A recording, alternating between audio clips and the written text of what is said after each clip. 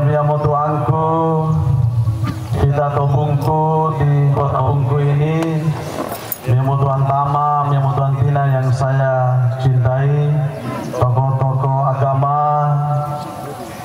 pemuda, ibu-ibu dia yang sempat melaksanakan sholat Id pada pagi hari ini yang kita banggakan. Alhamdulillah, puji syukur kita panjatkan dalam haturan doa kita dalam momentum 1 Syawal 1446 Hijriah ini. Saya atas nama pemerintah mengucapkan minal aidin wal faizin, mohon maaf lahir dan batin. Hari ini telah hadir pemerintah baru, Idul Fitri baru. Hari ini kita lihat bersama sudah berjalan kurang lebih hampir 1 bulan. Saya hanya ingin menghimbau kepada masyarakat Kabupaten Morowali, khususnya keluarga besar kami yang ada di Bungku Tengah. Hari ini yang diinginkan pemerintah bergandeng tangan untuk membangun Morowali yang kita cintai ini. Kita Bungku kita jaga. Labu Ai adalah milik kita. Saya tahu kami secara pribadi juga tidak mampu melakukan yang begitu yang diinginkan oleh masyarakat Morowali.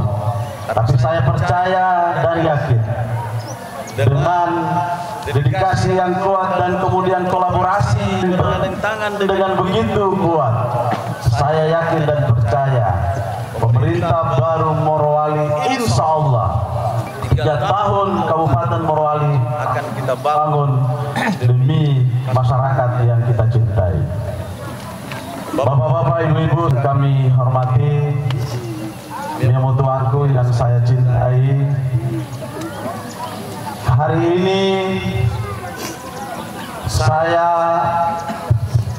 atas nama Iksan dan bersama Ibu Wakil Bupati Ibu Irene Ilyas sudah menjalankan pemerintah ini kurang lebih hampir 1 bulan. Mungkin Miyamu tuanku sudah melihat bagaimana pergerakan pemerintah baru. Ini adalah bagian yang kita canangkan bersama supaya Morowali ke depan menjadi salah satu contoh ataupun kabupaten daerah yang dilihat. Jangan cuma dibilang Morowali kaya, jangan cuma dibilang Morowali ini sejahtera, jangan cuma dilihat sisinya adalah penghasil, bukan itu. Tetapi bagaimana Morowali ini kita gandeng dan bergandeng tangan secara bersama untuk melihat ke depan 5 tahun, 10 tahun sampai 20 tahun ke depan. Manfaatkan kondisi Morowali ini dengan sebaik mungkin. Allah menurunkan rezeki Morowali ini untuk kita jaga dan kita manfaatkan sebaik mungkin. Kalau kita tidak jaga, saya yakin dan percaya siapapun pemimpinnya pasti Morowali ini tidak akan maju. Bapak Ibu yang saya hormati, para jamaah sholat Id yang saya cintai, saya secara pribadi atas nama pemerintah juga terakhir. Nah ini bisa kubangun Labu Ai, kota Tobungkuto yang kita cintai ini, tanpa doa dan dorongan Miyamu Tuhan dan keluarga besar Kabupaten Morowali. Biar sehebat apapun pemimpinnya, dia bisa berpikir bagaimana 10 tahun dan 20 tahun ke depan. Tapi kalau tidak ada rasa untuk bagaimana cara untuk bergandeng tangan, saya yakin dan percaya pemerintah itu tidak akan terlaksana. Pemilihan sudah selesai. Sudah selesai. Tidak ada lagi nomor 1, tidak ada nomor 2, tidak ada nomor 3, tidak ada nomor 4. Yang ada adalah bergandeng tangan membangun Morowali yang kita cintai. Bapak Ibu yang saya hormati, Mungkin hanya itu yang kami bisa sampaikan. Sekali lagi atas nama pribadi dan pemerintah, mohon maaf lahir dan batin. Saya akhiri, wabillahi taufiq wal hidayah. Assalamualaikum warahmatullahi wabarakatuh.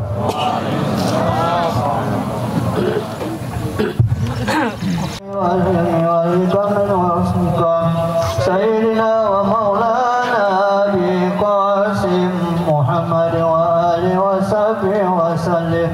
Zidahu ya Rabbi syarafa wa karama wa rif'ata wa mahabbata wa ta'zima. Sallu alaihi wa sallimu taslima. Wa'alaikum warahmatullahi wabarakatuh. Allahu Akbar, Allahu Akbar, Allahu Akbar, Allahu Akbar, Allahu Akbar, Allahu Akbar, Allahu Akbar, Allahu Akbar, Allahu Akbar. La ilaha illallah wallahu alhamdulillah alladhi farada 'ala al-mu'minina siyama Ramadan wa waffaqana fihi ila al-a'mal as-salihat allati sannaha rasuluhu al-karim al-amin. Ashhadu an la ilaha illallah wahdahu la sharika lah al-malik al-haqq al-mubin wa ashhadu anna sayyidana عبده ورسوله الذي أرسله رحمة للعالمين. اللهم صل وسلم وبارك وكرم وعظم وأنعم وترحم وتحنن على سيدنا محمد وعلى آله وأصحابه وأمته أجمعين. أما بعد، فيا أيها الحاضرون اتقوا الله حق تقاته ولا تموتن إلا وأنتم مسلمون وبادروا بالأعمال الصالحات يرحمكم برحمته ويغفر لكم ذنوبكم ويدخلكم جنات تجري من تحتها الأنهار وذلك الفوز العظيم.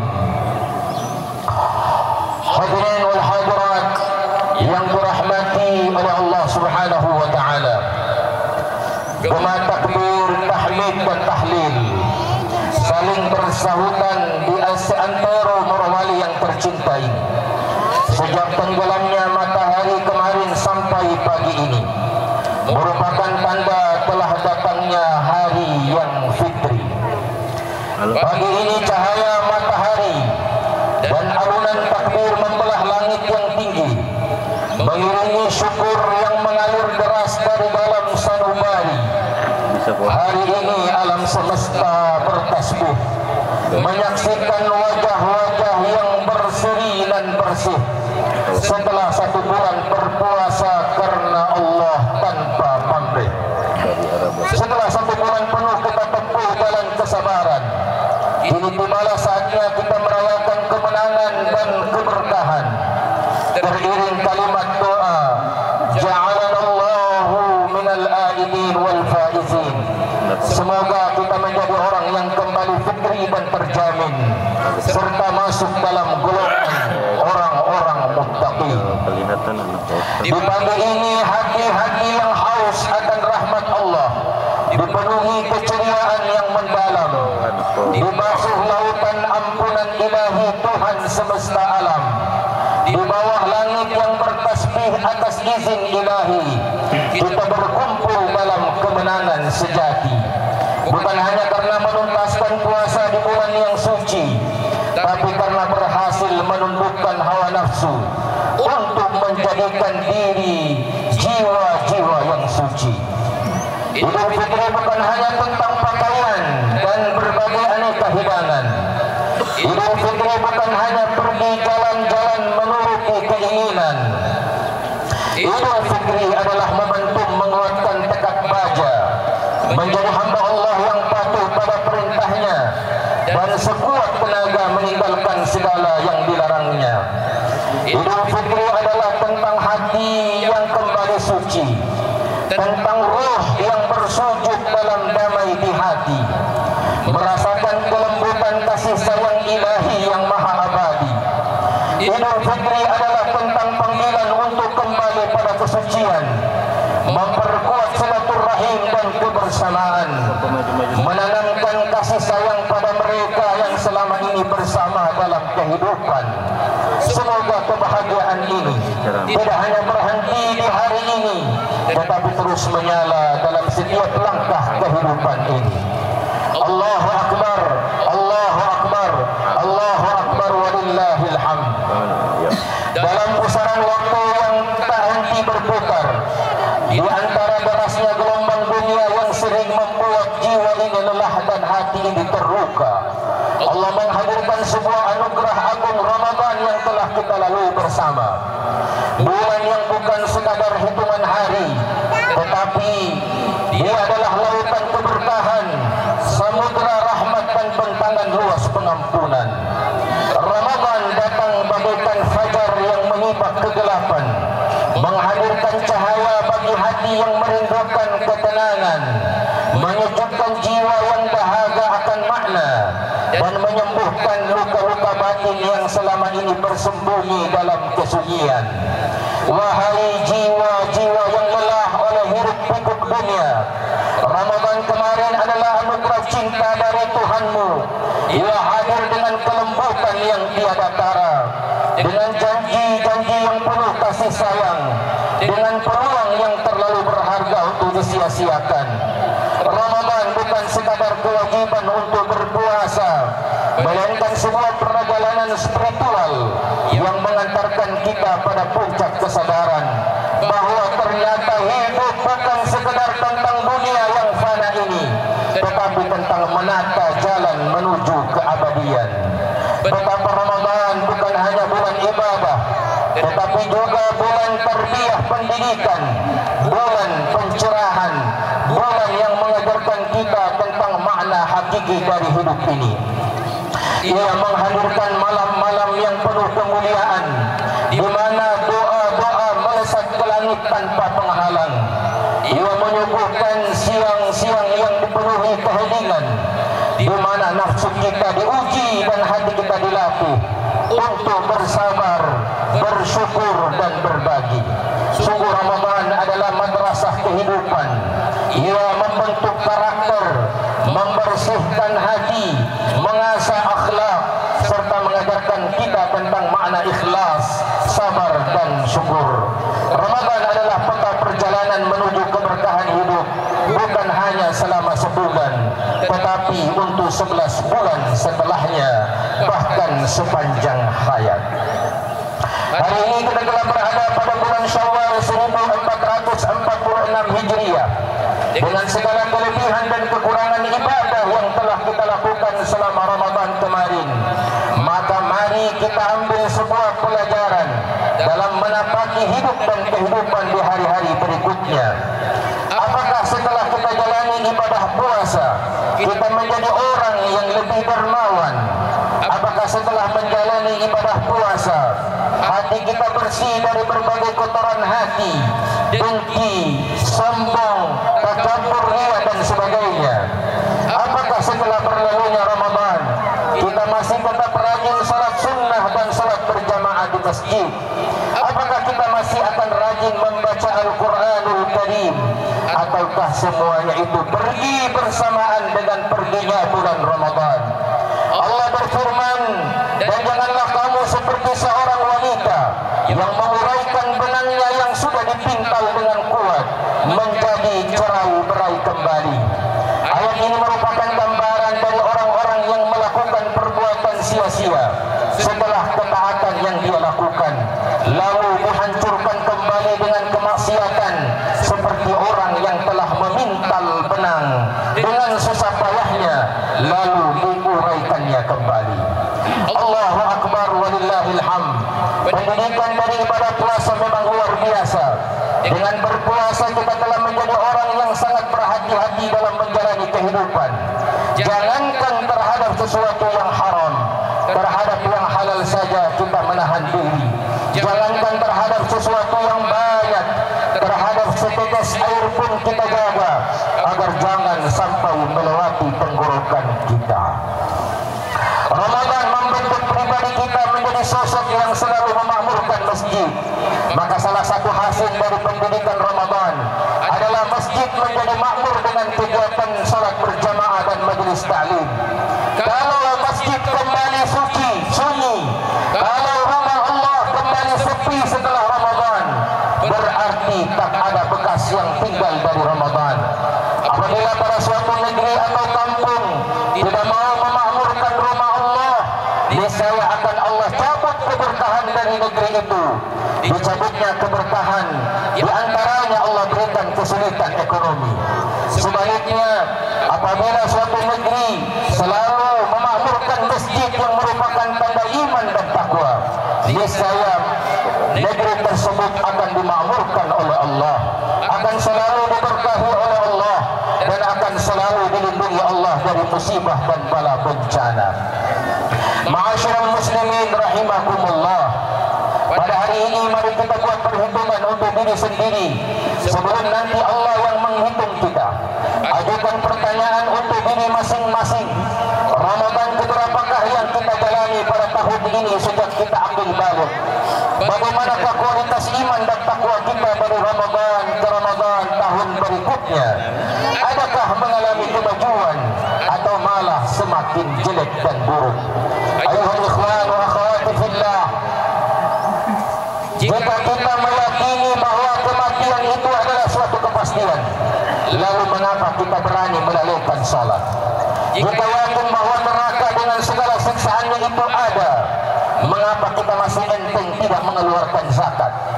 Jika kita yakin bahwa kiamat itu pasti terjadi, lantas mengapa kita masih berani bermaksiat kepada Allah? Mengapa kita masih suka minum minuman keras padahal itu diharamkan Allah?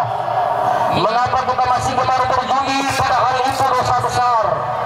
Mengapa kita masih suka mengata-ngatai orang, memfitnah, mengadu domba, membenci terhadap sesama muslim dan terus menyulut rasa permusuhan padahal itu sangat tidak disukai oleh Allah?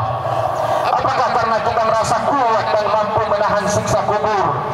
Beranakah kita dalam kubur yang gelap gulita seorang diri tanpa membawa amal sebagai teman? Sungguh nekat jika ada orang yang akan melakukan perjalanan panjang namun tidak membawa bekal.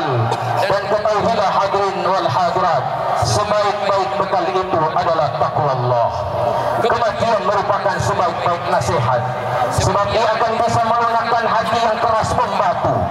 Dia akan meruntuhkan kesombongan, menyadarkan orang yang lalai, sehingga Nabi Muhammad sallallahu alaihi wasallam bersabda, "Aksiru min dzikri hadimil ladzat," yakni al-maut.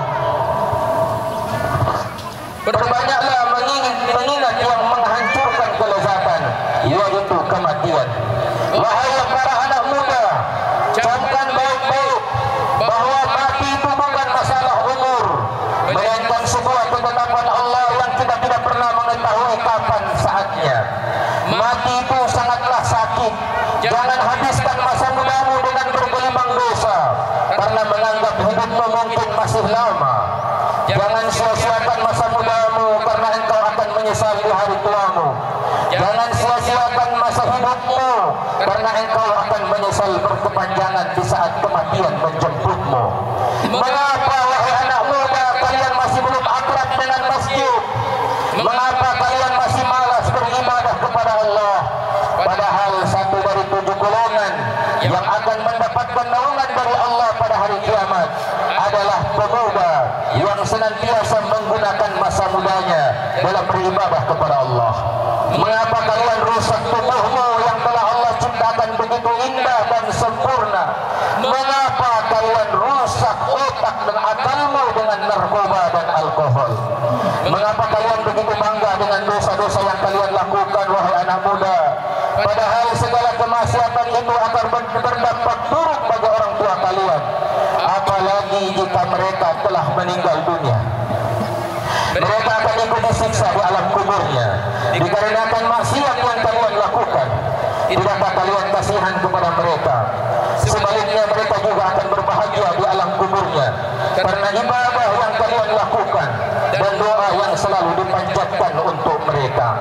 Gunakan kesempatan berkhidmat dan melayani orang tua kalian yang masih hidup. Jangan kau sakiti hatinya, jangan kasar kepada mereka. Sungguh mereka adalah salah satu pintu menuju surga Allah. Wahai anak muda, mati dan kematian tidak pernah memilih siapa yang akan ditemuinya. Di mana saja kamu berada, kematian akan mendapatkanmu. Walau kuntum fi burujin musyayyadah, walaupun di dalam benteng yang kokoh. Kemudian saya sampaikan kepada orang tua, mengapa kalian tidak khawatir meninggalkan generasi sesudah kalian, generasi yang tidak mengenal agamanya.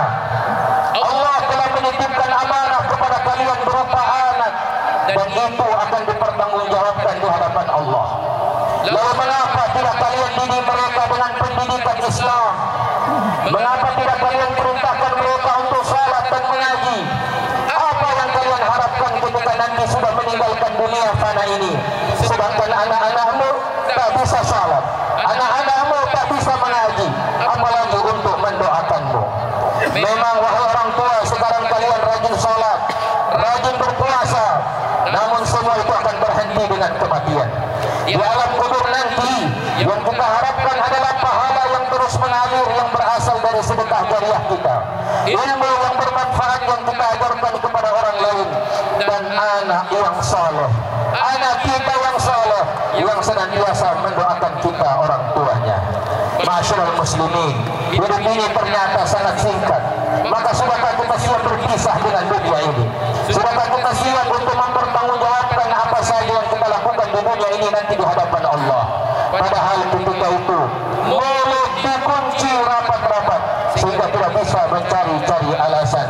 Al-yawma nakhtimu ala afwahihim wa tukallimuna aydihim wa tashhadu arjuluhum bima kanu yaksibun. Tangan akan berbicara, kaki yang akan memberikan persaksian pada hari kiamat. Hadirin yang dimuliakan oleh Allah, bersedekahlah sebelum tiba hari penyesalan, di mana kita sangat ingin bersedekah saat itu dan tidak ada gunanya lagi. Belanjakan sebagian dari apa yang telah kami berikan kepadamu, kata Allah, sebelum datang kematian kepada salah seorang di antara kamu, lalu berkata, laula akhartani ila ajalin qarib, ya Rabbku, mengapa engkau tidak menangguhkan kematianku sampai waktu yang dekat, yang menyebabkan aku dapat bersedekah dan aku termasuk orang-orang yang saleh. Kemudian kami sampaikan kepada kaum wanita sebagaimana nasihat Rasulullah Muhammad sallallahu alaihi wasallam, ya ma'syaran nisa tasaddaqna wa akthirna istighfar. Wahai wanita, bersedekahlah dan perbanyaklah istighfar, memohon ampun kepada Allah. Karena kata Nabi, sungguh aku melihat kalian sebagai penghuni neraka yang paling banyak. Berkatalah seorang wanita yang cerdas saat itu, ya Rasulullah, mengapa kami sebagai penghuni neraka yang paling banyak? Beliau alaihi salatu wassalam menjawab, karena kalian sering melaknat dan kalian sering mengingkari kebaikan suami kalian.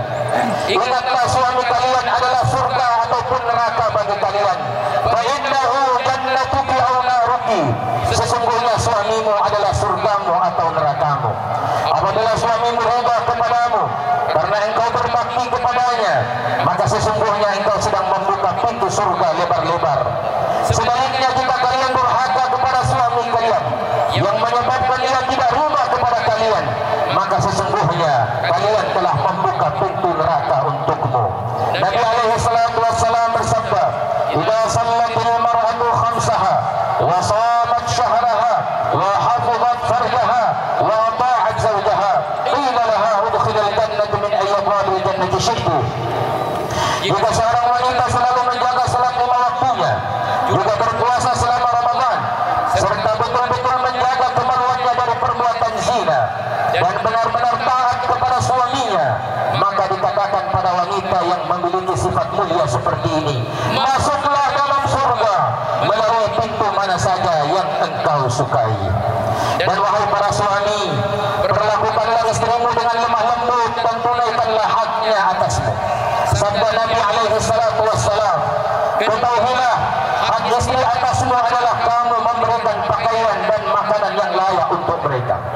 Dan merupakan barometer kebaikan lelaki sejati adalah dilihat dari bagaimana ia memperlakukan istri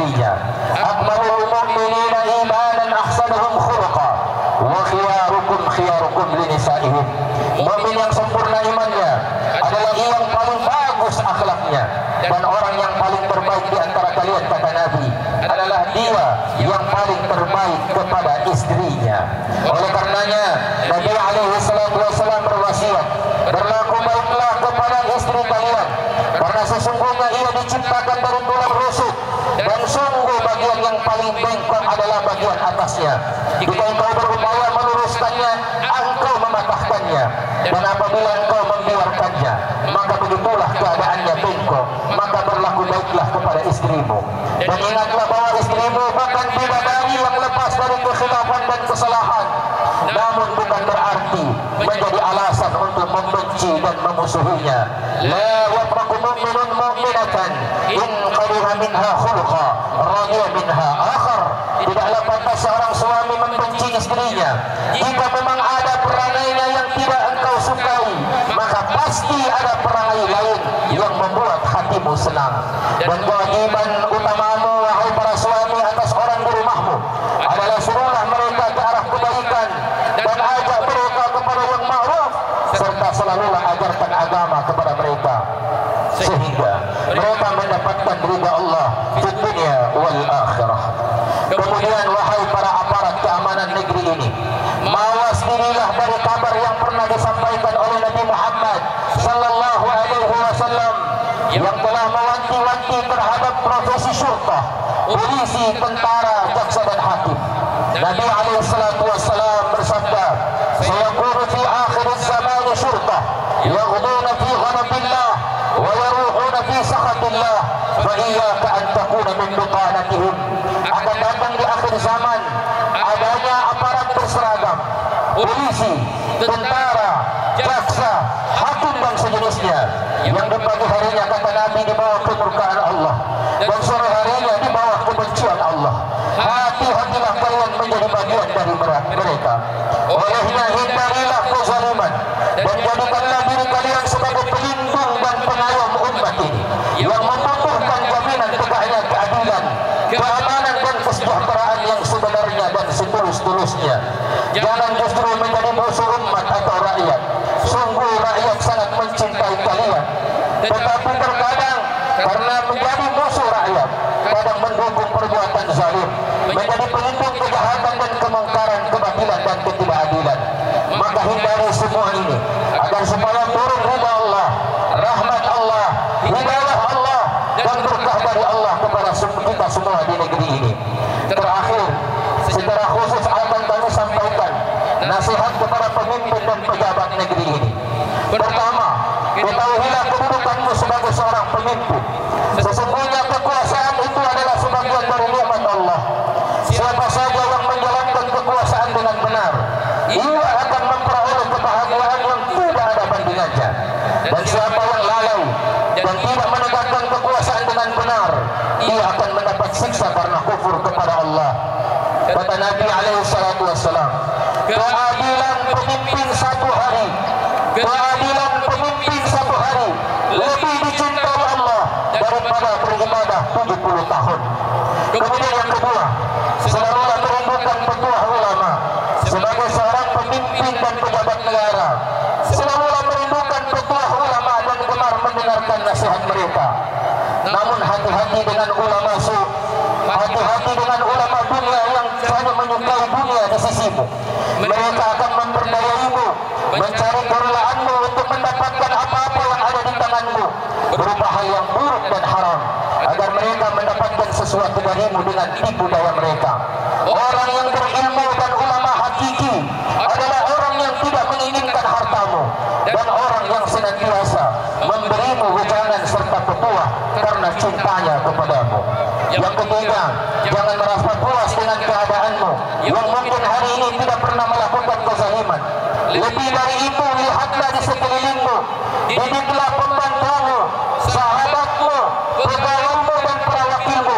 Jangan engkau tinggal diam melihat kezaliman mereka, karena sesungguhnya engkau akan ditanya tentang perbuatan zalim mereka, sebagaimana akan ditanya tentang perbuatan zalimmu. Dan kemudian saya sampaikan kepada segenap rakyat dan seluruh masyarakat Morowali, jadilah kalian masyarakat yang baik, yang selalu mentaati pemimpin selama dia taat kepada Allah dan Rasulnya, dan selalulah membersamai pemimpin dan pejabat kita dalam kebaikan, serta selalu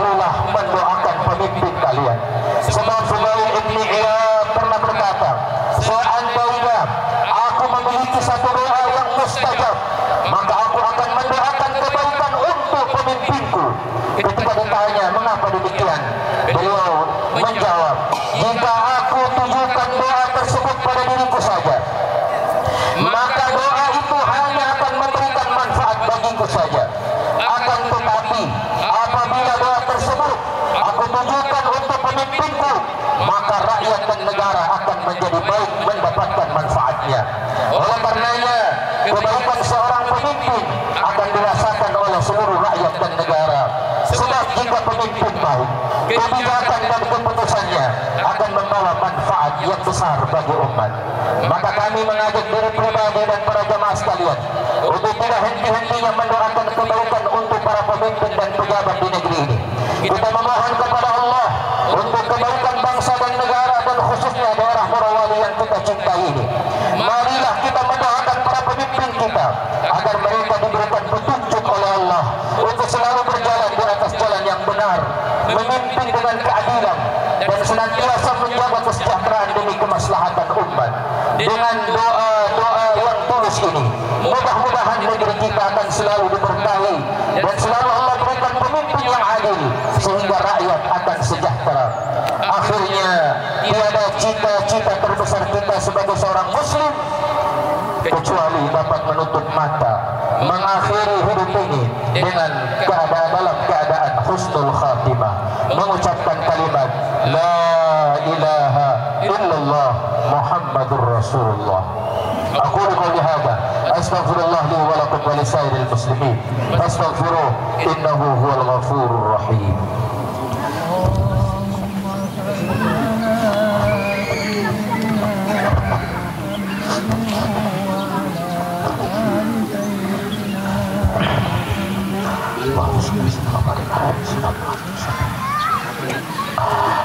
Allahu Akbar, Allahu Akbar, Allahu Akbar, Allahu Akbar, Allahu Akbar, Allahu Akbar, la ilaha illallah wallahu akbar, Allahu Akbar walillahil hamd. Alhamdulillah wahdah, sadaqa wa'dah, wa nasara 'abdah, wa 'azza jundahu wa hazama al-ahzab wahdah. Ashhadu an la ilaha illallah wahdahu la sharika lah, wa ashhadu anna Muhammadan 'abduhu wa rasuluhu la nabiyya ba'dah. Allahumma salli wa sallim wa barik ala sayyidina Muhammadin wa ala alihi wa ashabihi ajma'in, amma ba'd.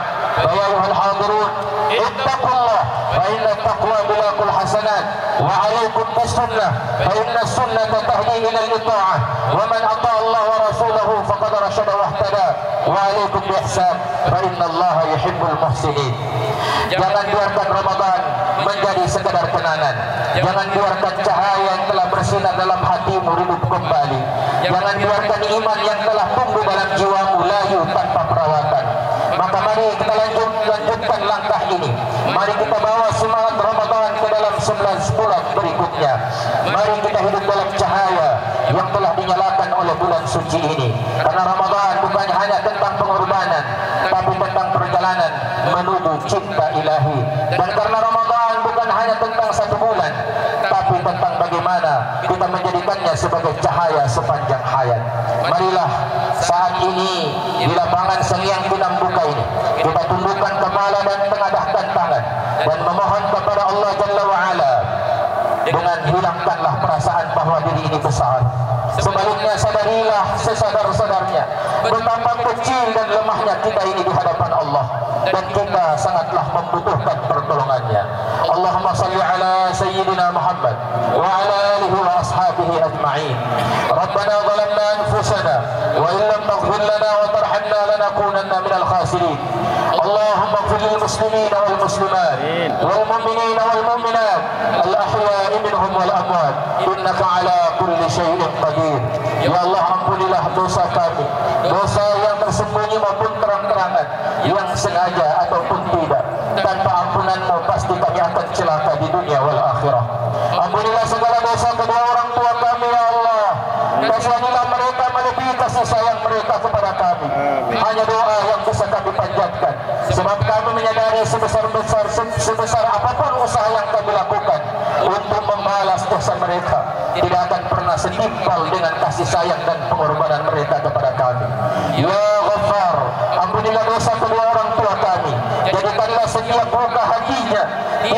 eksperimennya dalam mendidik dan membesarkan kami sebagai penghapus dosa-dosa mereka. Jangan engkau azab kedua orang tua kami disebabkan karena maksiat dan dosa yang kami lakukan anak-anaknya. Ampuni, maafkan kesalahan kami jika kami tidak berada di sisinya saat dia sakit di masa tuanya. Ampuni, maafkan kami jika kami lebih sering menyapa teman melalui media sosial daripada menyapa orang tua kami, padahal rumah mereka begitu dekat. Ya Allah, ampuni, maafkan kami jika sempat terlintas di pikiran kami anggapan bahwa uang yang kami kirim setiap bulan telah cukup menggantikan kasih sayangnya selama ini. Ampuni dan maafkan kami ya Allah jika saat kami mendapatkan kesenangan yang kami ingat hanya anak istri kami. Ampuni, maafkan kami jika kami sering mengabaikan amanah orang tua kami dan tidak sungguh-sungguh dalam belajar dan bekerja. Berikan kami kesempatan untuk membalas semua kasih sayang orang tua kami hingga mereka ridho terhadap kami. Ya Allah, berikan kami kesempatan selalu menemaninya di saat dia sakit dan selalu membutuhkan kami. Jangan biarkan kesibukan kami dalam bekerja dan menuntut ilmu mengurangi bakti kami kepada mereka berdua. Pada hari ini ya Allah, jika di antara kami yang hadir ini masih banyak yang menanggung hutang, ya Allah, mudahkan mereka untuk melunasi hutang mereka. Apabila di antara kami dan keluarga kami yang ada di rumah sedang terbaring sakit, berikanlah kesembuhan, kesehatan daimah mustamirah kepada mereka. Ya Allah, yang belum punya keturunan sudah lama menikah, karuniakanlah keturunan yang saleh dan salehah. Buanglah ya Allah rasa benci dan dendam yang bersemayam di dalam dada kami.